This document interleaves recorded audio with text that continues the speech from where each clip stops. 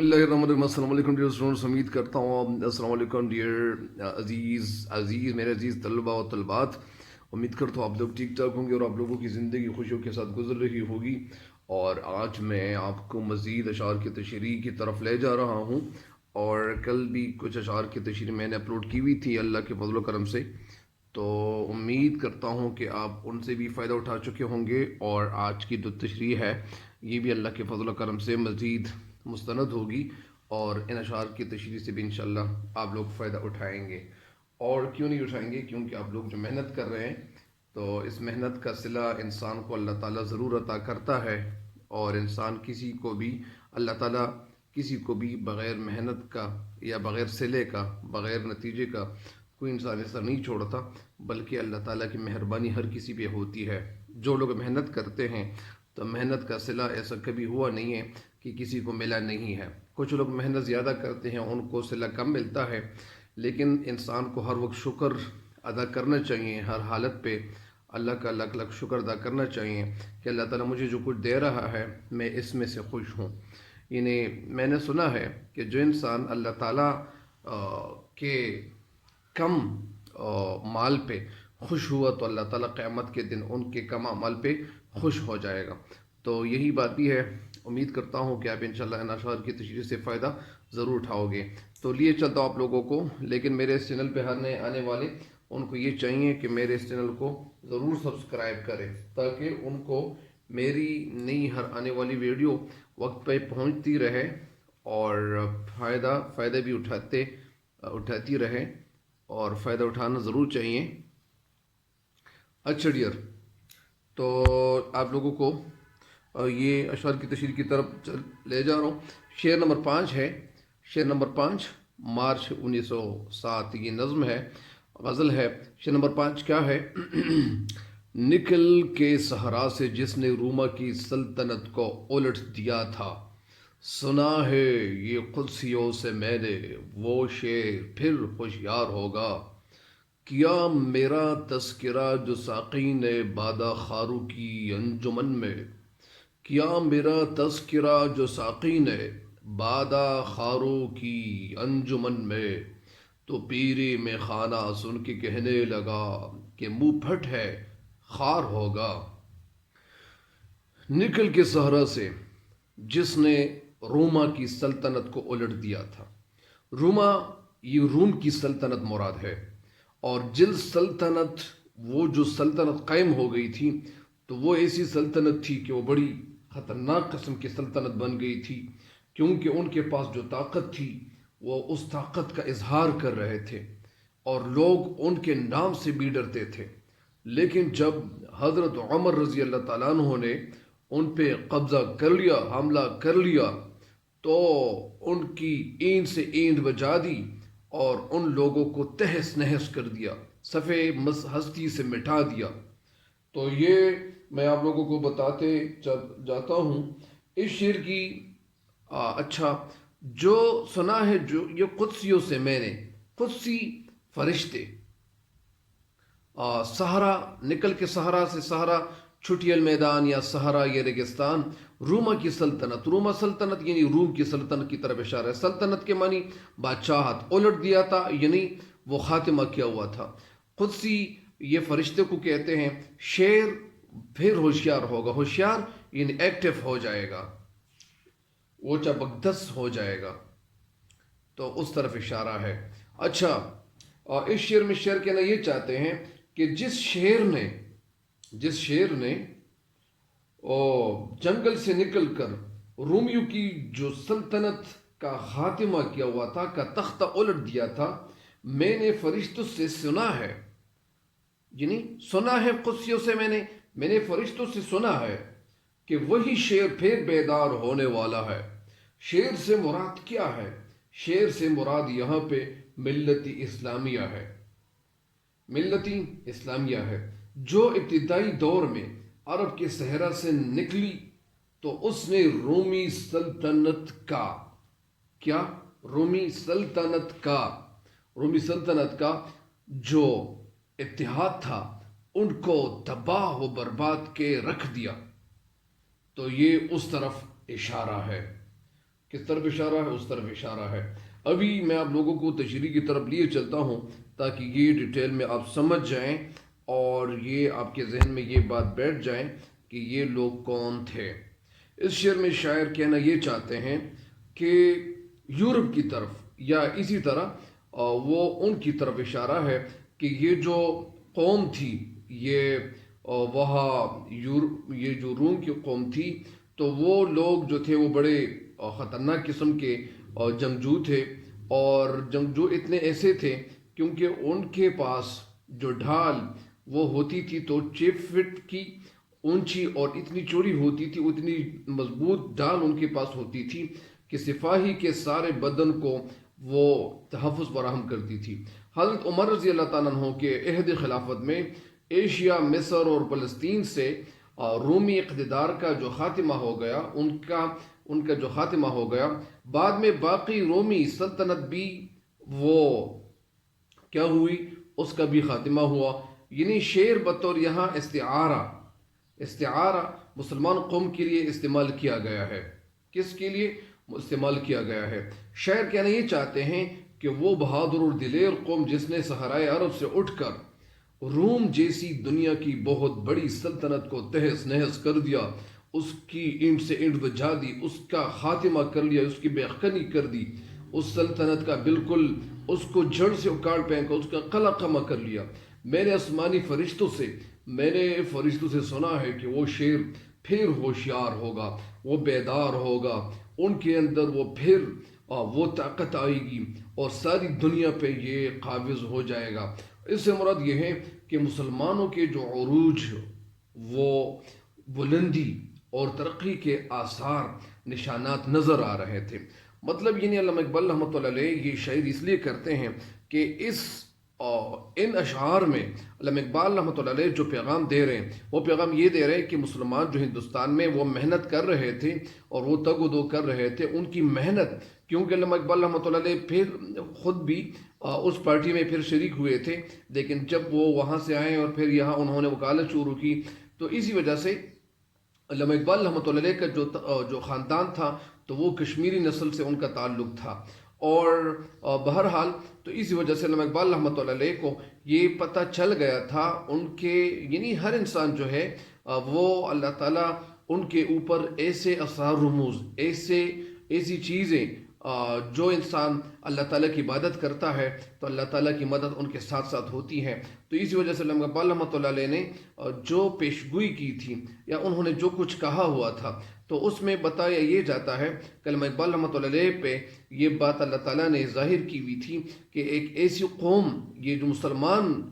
جو قوم ہے، یہ ہندوستان میں جو قوم ہے، مسلمان قوم ہے، تو ان کو بھی وہی اقتدار، وہی چرچا، وہی ترقی پھر ملنے والی ہے۔ تو اسی وجہ سے علامہ اقبال رحمۃ اللہ علیہ مسلمانوں کو کہہ رہے ہیں کہ اے مسلمانوں، آپ لوگوں کے اندر وہی طاقت وہ پھر سے ہوشیار ہو رہی ہے، آپ لوگ پھر بیداری کی طرف چلے جاؤ، اور آپ لوگوں کی، یعنی مسلمانوں کی جو بیداری تھی وہ نظر آ رہی تھی۔ علامہ اقبال رحمۃ اللہ علیہ پہ یہ بات ظاہر ہو گئی تھی، اور ان پہ یہ بات بھی ظاہر ہوئی تھی کہ جب مسلمانوں کے اندر اتفاق پیدا ہوگا، اتحاد ان کے اندر پیدا ہوگا، تو یہ مسلمان قوم جو ہے یہ ہندوؤں کو اور جو یہاں جو قومیں ان کے ساتھ وہ ان کے ساتھ جو لڑ رہی ہیں یا ان کے ساتھ ان مسلمانوں کو تکالیف یا اس طرح ان کو شکست دینے جا رہی ہے، تو یہ قومیں ان کا خاتمہ ہوگا اور یہ قومیں تباہ ہوں گی۔ اور مسلمانوں کے اندر جب اتفاق پیدا ہوگا اور مسلمان قوم جو ہے ان کے اندر بیداری پیدا ہوگی، تو یہ مسلمان قوم ایک دفعہ پھر یہ کیا کرے گی، یہ قوم جو ہے وہ دنیا کے نقشے پہ ابھرے گی، ان کے اندر وہ وہی طاقت پھر پیدا ہوگی اور ان کو وہ ترقی ملنی شروع ہو جائے گی، جو ترقی جن کا وعدہ اللہ تعالیٰ نے مسلمانوں کے ساتھ کیا ہوا تھا۔ کیونکہ یہ جب دنیا کا آخری دن ہوگا تو اس دن پہ یا اسی طرح یا دنیا میں پھر یہ مسلمانوں کے پاور یا مسلمانوں کے ہاتھ میں ساری جو قومیں ہیں یا اسی طرح تو یہ ان کے ہاتھ میں آ جائے گی۔ بہرحال شاعر کہنا یہ چاہتے ہیں کہ مسلمان کو ایک دفعہ پھر اقتدار ملنے والا ہے۔ تو یہ اسی طرف اشارہ کرتا ہے۔ اس شعر کی تشریح میں آپ کو تھوڑا سا بتا دوں کہ شاعر اس شعر میں کہنا یہ چاہتے ہیں کہ جس طرح روم کا جو سلطنت تھا، ان کی جو حکومت تھی، ان کا خاتمہ کیا ہوا تھا، اور وہ کون تھے؟ وہ ہمارے صحابہ کرام رضی اللہ تعالیٰ مجمعین، حضرت عمر رضی اللہ تعالیٰ عنہ تھے، کہ ان کے پاس ان کے ساتھی جو تھے، ان کے بارے میں یہ بتایا جاتا ہے کہ ان کا تقریباً 1,00,000 رقبہ یا اسی طرح اتنے رقبے پہ ان کی حکومت پھیل گئی تھی۔ اسی وجہ سے وہ حضرت عمر رضی اللہ عنہ کو وہ ترقی، ان کو وہ عروج مل گیا تھا، وہ کامیابی مل گئی تھی، وہ ترقی مل گئی تھی۔ تو علامہ اقبال رحمۃ اللہ علیہ کہتے ہیں کہ ایک دفعہ پھر وہی کامیابی مسلمانوں کے ہاتھ آنے والی ہے، اور یہ ساری قومیں جو ہیں تو یہ ان کی نیچے رہیں گی۔ تو وہ وہی ہوا بھی پھر، اور علامہ اقبال رحمۃ اللہ علیہ نے جو پیشگوئی کی تھی۔ بہرحال یہ شعر کی تشریح مکمل ہو گئی ہے۔ اگلے شعر کی تشریح کی طرف آپ کو لیے چلتا ہوں۔ کیا میرا تذکرہ جو ساقی نے بادہ خارو کی انجمن میں، کیا میرا تذکرہ، تذکرہ ذکر جو ساقی نے، ساقی شراب پلانے والے نے، بادہ خار شراب پینے والے جو شراب پی رہے تھے، انجمن کے معنی ہے محفل یا مجلس۔ تو پیر میں خانہ کہنے لگا، پیر جو بوڑھا پیر تھا، میں خانہ جو شراب پینے والا تھا، جو بوڑھا تھا، جن کی عمر زیادہ تھی، جن کا تجربہ زیادہ تھا، وہ کہنے لگا کہ منہ پھٹ ہے، منہ پھٹ، یعنی یہ علامہ اقبال رحمۃ اللہ علیہ، یہ منہ پھٹ ہے، یہ بے باک، یہ نڈر ہے، یہ نہ ڈرنے والا ہے، یہ تو سچ بولنے والا ہے، خار ہوگا، یہ ذلیل ہوگا۔ یعنی اس کا مطلب یہ ہے کہ علامہ اقبال رحمۃ اللہ علیہ کے حوالے سے یہ بتایا جا رہا ہے کہ جب میرا تذکرہ، وہ جو ساقی تھے یا جو شراب خانہ تھا، وہاں لوگوں کے سامنے میرا تذکرہ کیا گیا، اس محفل میں میرا تذکرہ کیا گیا، تو جو اولڈ یا جو وہ زیادہ عمر رکھنے والا انسان تھا، وہ شخص تھا، تو وہ کہنے لگا کہ یہ جو علامہ اقبال رحمۃ اللہ علیہ جو کچھ کہہ رہا ہے، یہ تو نڈر ہے، یہ نہ ڈرنے والا ہے، یہ سچ بولنے والا ہے، تو ایک نہ ایک دن ان کا جو سچ ہے تو یہ ان کو تکلیف دے گی اور یہ ذلیل ہو جائے گا، کیونکہ سچی باتیں نہیں کہنی چاہیے اور ان باتوں کو ظاہر نہیں کرنا چاہیے۔ تو ظاہری بات ہے کہ جب سچ بتایا جائے گا تو اسی طرح علامہ اقبال رحمۃ اللہ کے حوالے سے کہہ رہے ہیں کہ یہ شخص جو ہے، یہ آدمی جو ہے، یہ ذلیل ہوگا، لوگ ان کو رسوا کریں گے، کیونکہ سچ باتیں جو ہوتی ہیں تو وہ کڑوی ہوتی ہے۔ تو اسی وجہ سے ابھی یہ تو مفہوم تھا، ابھی آپ لوگوں کو تشریح کی طرف لیے چلتا ہوں تاکہ آپ کے ذہن میں یہ تشریح صحیح طریقے سے بیٹھ جائے۔ اس شعر میں شاعر علامہ اقبال رحمۃ اللہ کے حوالے سے کہا جا رہا ہے کہ ساقی نے، یعنی شعر میں کہتے ہیں کہ ساقی نے شراب نوشوں کی جو محفل میں میرا ذکر کیا، میرا تذکرہ کیا، تو میخانے کا جو بزرگ تھا، وہ جو اولڈ انسان تھا، تو وہ کہنے لگا کہ یہ جو شخص ہے یہ بڑا منہ پھٹ ہے، یہ بے باک ہے، یہ تو نہیں ڈرتا، یہ تو دلیر ہے، سچی بات بے باکی سے کہہ دیتا ہے، جو بات کھری ہوتی ہے، جو سچی ہوتی ہے، تو یہ تو بغیر کسی وجہ کو یہ سامنے لاتے ہوئے، بغیر کسی خاطر کو سامنے لاتے ہوئے یہ تو سچی بات کہہ دیتا ہے، لہٰذا یہ انسان جو ہے، یہ آدمی جو ہے، یہ ذلیل ہو جائے گا۔ مطلب یہ کہ قومی خدمتگار، یعنی جو لیڈر تھے، ان کی مجلس میں ہندوستان میں میرا ذکر ہوا، میرا تذکرہ کیا گیا، تو تجربہ کار لوگ جو وہاں تھے، وہاں جو محفل میں بیٹھے ہوئے تھے، برجمان تھے، تشریف فرما تھے، تو وہ لوگ کہنے لگے کہ اقبال سچ بولنے میں وہ جس طرح ننگی تلوار ہوتی ہے، اسی طرح علامہ اقبال رحمۃ اللہ علیہ بھی سچ بولنے میں کسی کو خاطر میں نہیں لاتا، اس لیے اس کی جو سچی باتیں ہیں، ان کی جو سچی باتیں ہیں، تو یہ اپنے پرائی کو وہ اچھی لگے، لیکن اچھی اپنے پرائی کسی کو بھی اچھی نہ لگیں گی۔ یعنی علامہ اقبال رحمۃ اللہ جو سچ باتیں کہہ رہے ہیں تو یہ باتیں کسی کو اچھی نہیں لگنے لگیں گی، اور ظاہری بات ہے کہ جب اچھی نہیں لگیں گی، سچی نہیں لگیں گی تو پھر ان کو ذلیل اور رسوا کیا جائے گا۔ تو اس شعر کی تشریح تو مکمل ہو گئی ہے، ایک دفعہ پھر میں اس شعر کی تشریح آپ کو بتاتا چلوں تاکہ آپ کے ذہن پہ یہ بات بالکل اشکارا ہو جائے، ظاہر ہو جائے کہ شعر کی تشریح کیا ہے۔ یعنی شاعر اس شعر میں کہتے ہیں کہ جب ساقی نے شراب سے لطف اندوز ہونے والوں کی محفل میں میرا ذکر کیا تو شراب خانے کے مالک نے کہا کہ اسے اپنی زبان پر بالکل اختیار نہیں ہے، جسے اپنی زبان پر بالکل کنٹرول نہیں ہے، یہ تو انکنٹرولیبل ہے، لہٰذا اس بری عادت کی وجہ سے یہ اقبال جو ہے یہ ذلیل ہوگا، رسوا ہوگا۔ مطلب اس شعر کا یہ ہے کہ اقبال جو کہ خدا وہی بات کہتا ہے جو یہ سچ مانتا ہے، اور سچی بات کوئی بھی سننا جو ہے وہ برداشت نہیں کر سکتا یا نہیں کرتا۔ وہ اصل حقائق کو علامہ اقبال رحمۃ اللہ علیہ جو باتیں ہیں، جو حقیقت پہ مبنی باتیں ہیں، تو ان باتوں کو لوگوں کے سامنے لاتا ہے، اس لیے لوگ ان باتوں کو پسند نہیں کریں گے۔ اس شعر میں اس بات کی طرف بھی اشارہ ہے کہ علامہ اقبال رحمۃ اللہ علیہ نے یعنی اپنی لازوال جو شاعری کے ذریعے ہے قوموں کو اپنا آئینہ دکھایا۔ قومیں جو تھیں یعنی یہ تو وہاں مغرب میں تھے، تو اس کا ایک مطلب تو یہ بھی ہے کہ جب مغرب میں یہ موجود تھے تو ان کی شاعری نے لوگوں نے یا وہاں جو مغرب میں یہ جو موجود تھے تو وہ لوگ ان کی بات جب سن گئے تو وہ لوگ کہنے لگے کہ یار یہ ان کی طرح تو بہت سارے لوگ اور بھی گزرے تھے، انہوں نے بھی یہ سچی باتیں کہی تھی، اور انہوں نے جو سچی باتیں کہی تھیں اور جو حقیقت پہ مبنی باتیں کہی تھی تو ان کا کیا بنا، وہ تو کچھ نہ کر سکے۔ ایک بات تو اس کا یہ ہے۔ دوسری تشریح اس کے ساتھ ساتھ یہ بھی ہے کہ ہندوستان میں جو لوگ لیڈر تھے تو ان لیڈروں میں کوئی کہنے لگے کہ یار اقبال جو سچی باتیں کہہ رہا ہے، جو سچ خدا لگتی بات کہتا ہے، تو ان کی باتیں ایک نہ ایک دن ان کو ضرور ذلیل کرے گی، کیونکہ یہ وہی باتیں کہتا ہے جو ان کے منہ میں جو کچھ آتا ہے تو یہ کہہ ڈالتا ہے، یہی باتیں تو ان کو ایک نہ ایک دن ذلیل کرے گی، کیونکہ یعنی باتیں وہی کہنی چاہیے جو لوگوں سے بچا جا سکے، یا اسی طرح سچی باتیں نہیں کہنی چاہیے۔ تو اسی وجہ سے اس کا ایک مطلب یہی بھی ہے۔ تو لہٰذا اس بری عادت کی وجہ سے یعنی یہ اقبال رحمۃ اللہ علیہ ذلیل ہوگا، رسوا ہو جائے گا، اس لیے لوگ اسے پسند نہیں کریں گے۔ اس شعر میں اس بات کی طرف بھی اشارہ ہے کہ علامہ اقبال رحمۃ اللہ علیہ نے اپنی شاعری کے ذریعے سے اپنی قوم کو آئینہ دکھانے کی کوشش کی، تو وہ قوم جو تھی وہ ان کے اوپر کیچڑ اچھالنا شروع کر لی، اور وہ لوگ جو تھے وہ جہاں تک ان لوگوں سے ہو سکا تو علامہ اقبال رحمۃ اللہ علیہ کی شاعری کو پاؤں تلے کچل ڈالنے کی کوشش کی کہ یہ جو کچھ شاعری کر رہے ہیں یہ تو ہمیں ذلیل کر رہے ہیں، یہ باتیں نہیں کرنی چاہیے تھی، یہ کرنا چاہیے تھا، وہ کرنا چاہیے تھا۔ تو ظاہری بات ہے کہ لوگ ان کو اچھا نہیں سمجھیں گے۔ تو اس شعر کی تشریح مکمل ہو گئی ہے۔ تیسرے شعر کی تشریح آج کی لیے چلتا ہوں۔ کیا اچھا دیار مغرب کے رہنے والوں، خدا کی بستی دکان نہیں ہے، یہ شعر اور نیچے جو شعر ہے تمہاری تہذیب اپنے خنجر سے، یہ شعر یہ دونوں وہ فرنگیوں کے حوالے سے یہ شعر علامہ اقبال رحمۃ اللہ علیہ نے کہے تھے کہ دیار مغرب کے رہنے والوں، خدا کی بستی دکان نہیں ہے۔ دکان یعنی اے مغرب کے رہنے والوں، اللہ تعالیٰ کی جو بستی ہے، یہ جو جہان ہے، یہ تو کوئی دکان نہیں ہے کہ جو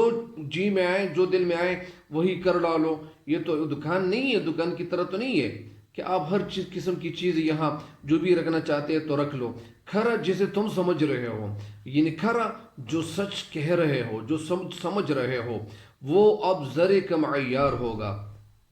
کم عیار یعنی زر کے معنی سونا، کم عیار جو ملاوٹ شدہ ہو، جس میں ملاوٹ ہو، وہ سونا جو جس میں ملاوٹ کی گئی ہو اس سونے کو کیا کہتے ہیں؟ زر کم عیار ہوگا۔ تو اس تشریح کی طرف بھی آپ کو لیے چلتا ہوں۔ اس کا مطلب کیا ہے؟ اس کا مفہوم کچھ یوں ہے کہ شاعر اس شعر میں کہنا کیا چاہتے ہیں؟ شاعر اس شعر میں کہنا یہ چاہتے ہیں کہ اے مغرب کے رہنے والوں، اے سرزمین مغرب کے رہنے والوں، مغرب کے رہنے والوں، خدا کی بستی دکانداری اور تجارت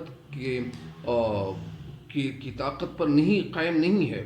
تم نے ساری دنیا میں تجارت کے سلسلے قائم کر لیے ہیں اور اس ذریعے سے ہر ملک پر قابض ہو گئے ہیں۔ تم نے ہر ملک میں دولت لوٹ کر اپنے گھر بھر لیے ہیں، لیکن خدا کے بندوں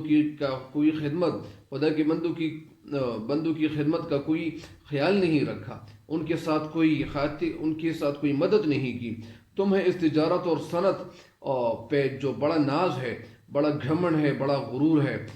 تو کیا ہوگا؟ یعنی تمہیں نقصان پہنچے گا۔ اور کیا پہنچے گا؟ اب وقت آ گیا ہے کہ جس شے کو تم کھرا سمجھ رہے ہو، جس شے کو تم اصل سمجھ رہے ہو، تو وہ چیز اصل نہیں ہوگی، وہ جھوٹی ہوگی اور وہ کھوٹی ہوگی، وہ خراب ہو جائے گی، وہ خراب ہو جائے۔ اس لیے اللہ تعالیٰ کی جو مخلوق کا نظام ہے وہ صرف تجارت پہ نہیں چل سکتا۔ یہ تہذیب جس پہ تم فخر کر رہے ہو، تمہاری یہی تہذیب، وہ تلوار، یہی تہذیب، یہی تو تمہاری اپنی ہی تلوار سے اس کا خاتمہ ہوگا۔ مطلب یہ ہے کہ جس تہذیب پہ تم فخر کر رہے ہو، یہ تہذیب تمہارے لیے آپ کے خاتمے کی سبب بنے گی۔ یاد رکھو کہ جو گھونسلہ جو گھونسلہ کمزور شاخ پہ بن جاتا ہے وہ زیادہ دیر تک قائم نہیں رکھ سکتا، وہ زیادہ دیر تک وہ گھونسلہ وہ قائم نہیں رکھا جا سکتا، وہ گھونسلہ وہ گر جاتا ہے، وہ ختم ہو جاتا ہے، وہ تباہ ہو جاتا ہے۔ تو اس شعر کی تشریح کی طرف ایک دفعہ تو کی، ایک دفعہ پھر سن لیں۔ اس شعر میں شاعر کہنا یہ چاہتے ہیں کہ جو چیز تم اچھی سمجھ رہے ہو، کیا سمجھ رہے ہو؟ جو چیز تم اچھی سمجھ رہے ہو تو یہ تمہیں نقصان دے گا۔ کیا دے گا؟ نقصان دے گا۔ ان غزل کے شعر میں اقبال مغربی طاقتوں کو مخاطب کرتے ہوئے کہتے ہیں کہ یہ دنیا رب ذوالجلال نے پیدا کی ہوئی ہے، جبکہ تم اسے اپنی مفادات کی خاطر، اپنی مفادات کی منڈی کو سمجھ بیٹھے ہو، یعنی تم اپنے مفادات کے لیے دنیا کو استعمال کر رہے ہو، اور جس سکے کو تم کھرا سمجھ رہے ہو، جو سکہ تم اسے صحیح سمجھ رہے ہو، یہی ذرا غور سے دیکھو کہ وہ تو کھوٹا ہے، وہ تو خراب ہے۔ تو اس شعر کی تشریح میں آپ کو دفعہ پھر سنا دوں۔ اس شعر میں شعر کہنا یہ چاہتے ہیں کہ اے یورپ کے رہنے والوں، خدا کی بستی کوئی تجارت کا مال نہیں ہے۔ تم نے تجارت کے ذریعے سب ملکوں پہ قبضہ کر لیا، اور ساری طاقت کے ذریعے، اپنی طاقت کے ذریعے تمہاری سوچ جو ہے خالصتاً کاروباری ہے، کاروبار پہ آپ کی سوچ مبنی ہے۔ تم نے دنیا کی جو قومیں ہیں ان کو اپنے قبضے میں کر لیا، ساری دنیا کی جو دولت تھی وہ لے کے اور لوٹ مار کر کے تم امیر بن گئے ہو۔ خدا کے بندوں کی کوئی خدمت نہیں کی، ان کے ساتھ کوئی مدد نہیں کی۔ تم نے دنیاوی مال و دولت کو سب کچھ سمجھ رکھا ہے، آخر تک کو یعنی جو آخری دن ہوگا یا اسی طرح آخرت کو تم بھول چکے ہو، مگر یہ سوچ جو تمہاری ہے یہ غلط، سراسر غلط ہے۔ جس چیز کو تم کھرا سمجھ رہے ہو، وہ سچ سمجھ رہے ہو، اچھا سمجھ رہے ہو، تو وہ وقت آنے والا ہے کہ وہ چیز پھر کھری نہیں ہوگی، سچ صحیح نہیں ہوگی، بلکہ وہی چیز خراب ہو جائے گی۔ اس کا مطلب کیا ہے کہ یہ جو لوگ تھے تو ان کو آخری وقت یعنی جو چیز یہ سچ سمجھ رہے ہیں تو یہ خراب ہوگی، اور ان کو خود یہ نقصان اٹھانا پڑے گا۔ تو ظاہری بات ہے کہ نقصان یہ ضرور اٹھائیں گے، اور نقصان سے یہ لوگ خالی نہیں جائیں گے۔ تو اگلے شعر کی تشریح مکمل ہو گئی ہے۔ آج کا جو آخری شعر ہے کہ تمہاری تہذیب، کیا؟ تمہاری تہذیب، تمہاری تہذیب اپنے خنجر سے آپ ہی خودکشی کرے گی، جو شاخ نازک پہ آشیانہ بنے گا ناپائیدار ہوگا۔ تمہاری تہذیب، تمہاری یور کلچر اپنے خنجر سے یعنی تلوار سے آپ ہی خودکشی کرے گی، یعنی تمہاری تہذیب جو ہے یہ خود ہی خودکشی پہ اتر آئے گی، یعنی ختم ہو جائے گی۔ جو شاخ نازک پہ آشیانہ بنے گا، یعنی جو نازک شاخ پہ آشیانہ بناتے ہیں، جگہ بناتے ہیں، گھونسلہ بناتے ہیں، تو وہ ناپائیدار ہوتا ہے، irreliable ہوتا ہے، وہ ریلائبل نہیں ہوتا، وہ مستحکم نہیں ہوتا، مضبوط نہیں ہوتا۔ ظاہری بات ہے کہ بعض وہ جو وہ ہوتی ہیں، وہ پرندے ہوتے ہیں، چڑیا ہوتی ہیں، پرندے ہوتے ہیں، تو وہ کبھی کبھار وہ جو گھونسلہ بناتے ہیں تو وہ گھونسلہ، کچھ بچے ایسے ہوتے ہیں کہ ان گھونسلے کو نیچے گرانے کی کوشش کرتے ہیں، یا وہ گھونسلہ وہ کمزور ہوتا ہے، اسی وجہ سے وہ گھونسلہ، یا بارش آتی ہے تو وہ گھونسلہ مضبوط نہیں ہو پاتا تو وہ گر جاتا ہے، اسی وجہ سے کبھی کبھار ایسے ہی ہو جاتا ہے۔ تو اس شعر کی تشریح کی طرف آپ لوگوں کو لیے چلتا ہوں کہ اس شعر میں شاعر کہنا کیا چاہتے ہیں۔ اس شعر میں شاعر کہنا کچھ یوں چاہتے ہیں، اور اسی طرح میں نے آپ کو بتا بھی دیا تھا کہ یہ دونوں شعر یعنی ان کے حوالے سے ظاہری بات ہے کہ ان کے حوالے سے ان کو خطاب کیا جا رہا ہے۔ ان دونوں شعروں میں یعنی اس طرح بتایا گیا کہ شعر میں کہنا یہ چاہتے ہیں کہ یہ حقیقت ساری دنیا پہ روشن ہو گئی ہے، یعنی مطلب اس کا یہ ہے کہ شعر میں کہنا یہ چاہتے ہیں کہ یہ حقیقت ساری دنیا پہ روشن ہو گئی ہے کہ یورپ کی جو تہذیب تھی اس نے اپنے ہی خنجر سے خودکشی کر لی ہے، یعنی اس کے جو وسیع تجارتی سلسلے تھے وہ مختلف یورپی قوموں میں وہ آپس میں کشمکش کا باعث بنے، یعنی آپس میں یہ جو ایک سلسلے تھے اور جو زیادہ طاقت تھی، جو زیادہ ترقی تھی، تو زیادہ ترقی کے جو سلسلے تھے، تجارتی سلسلے تھے، تو وہ آپس میں ان کے آپس میں ایک टकराव हो गया और हर यूरोपीय मुल्क जो था वो एक दूसरे को पीछे हटाने और एक दूसरे पे हमला आवर होने के लिए उन्होंने मंडियों और इस तरह मार्केटों पे या इसी तरह बहुत सारी जगहों पे एक दूसरे पे काबिज होने के लिए उन्होंने कोशिशें शुरू की ताकि हम एक दूसरे को कमज़ोर कर सकें, एक दूसरे पे कब्ज़ जमा सकें और उनके पास जो चीज़ें हैं हम अपना बना सकें। तो उन्होंने खौफनाक जंगी आलात इस्तेमाल किए, इंस्ट्रूमेंट्स ईजाद किए और बाहिमी लड़ाइयाँ उनके आपस में शुरू हो गई। और वही जंगें जो थी वो यूरोप और इसकी तहजीब को तबाही के दहाने पे वो गार तक गिराने के लिए वही वजह बन गए। इकबाल रहमतुल्लाह अलैह ने 1908 में जो पेशगोई की थी पेशगोई की थी तो वो फोरटेलिंग की थी, वो पहली और दूसरी जंग में वही पेशगोई सच साबित हुई, वो सही साबित हुई। तो ज़ाहिरी बात है कि जो ज़्यादा हथियार बनाएंगे, बड़े ख़तरनाक हथियार बनाएंगे, तो उन हथियारों का जो कुछ होगा तो उनको ही नुकसान से वो बच नहीं सकेंगे, उनको नुकसान होगा। तो इस शेर की तशरीह में आपको एक दफ़ा फिर बता दूँ। इस शेर में शेर कहना ये चाहते हैं कि अहल यूरोप जो थे उनसे मुखातिब होकर शायर कहते हैं कि तुम्हारी तहजीब जिसकी बुनियाद मादा परस्ती पे और इस तरह इधर उधर की चीज़ों पे वो बनी हुई है, तो इनकी जो तबाही है ये सबब इनकी बनेगी। यही तुम्हारी तहजीब, तो यही तरक्की तुम्हें खुद ले डूबेगी। गोया ये अपने खंजर से खुद ही खुदकशी पे उतर आएंगे। यही दौलत जो तुम इकट्ठी कर रहे हो, यही इकट्ठी करने की जो दौड़ है तुम्हारे आपस में, एक दूसरे के आपस में, ये टकराव और लड़ाई का बायस बनेगी। जंग होगी और ऐसी जंग होगी कि आप सब एक दूसरे को तबाह बर्बाद करके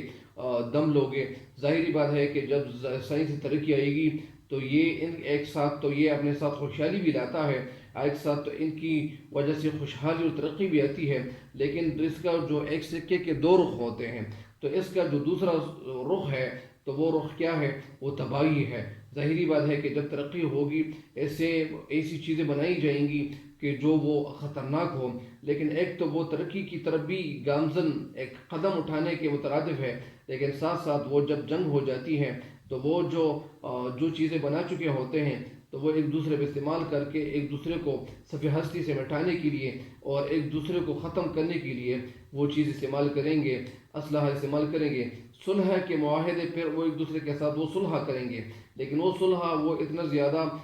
देर पा नहीं होगा, देर तक वो सुलह कायम नहीं होगा, क्योंकि जो अशियाना कमज़ोर शाख पे जिस तरह वो घोंसला बनाया जाता है, जो शाख अशियाना बनाया जाता है, तो वो शाख जब कमज़ोर हो तो ज़ाहिरी बात है कि जब शाख कमज़ोर हो तो कमज़ोर शाख पे अशियाना बनाना ये भी कमज़ोर ही होगा। वो जल्द फट जाएगा, वो जल्द गिर जाएगा, उसका ख़ात्मा जल्द हो जाएगा। तो इस शेर की तशरीह तो मुकम्मल हो गई है। एक दफ़ा फिर अगर मैं आपको लोगों को बताता चलूँ कि जिस तरह खलीफा अब्दुल हकीम रहमतुल्लाह अलैह के हवाले से उनकी जो किताब है, तो उन्होंने अपने किताब में ये कहा हुआ है कि हर जगह इकबाल रहमतुल्लाह अलैह जब वो जाते तो इकबाल एक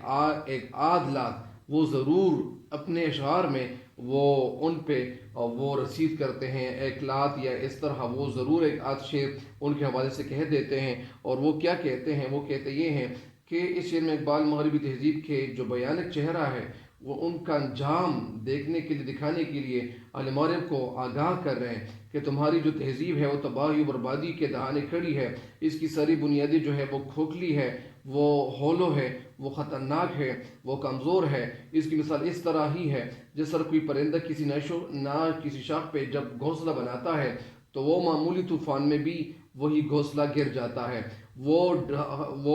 ढेर हो जाता है, नीचे गिर जाता है और उस घोंसले के जो हिस्से होते हैं वो ख़त्म हो जाते हैं, वो सब कुछ ख़त्म हो जाता है। इसी तरह मग़रिब तहजीब जो है वो अपने लिए जो इन्होंने जो रास्ता जिस रास्ते का इंतखाब किया हुआ है और जिस रास्ते पे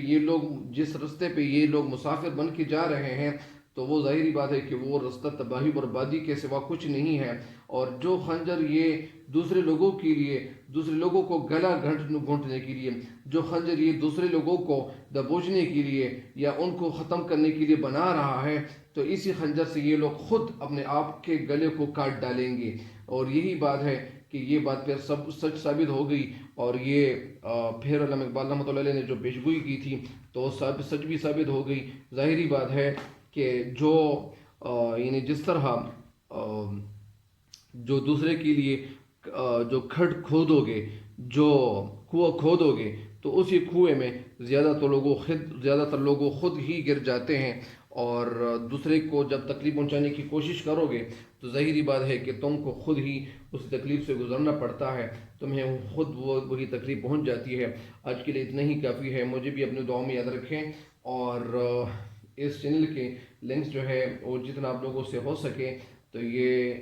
لوگوں کے ساتھ شیئر کریں۔ مجھے امید ہے کہ آپ انشاءاللہ ان سے فائدہ اٹھائیں گے،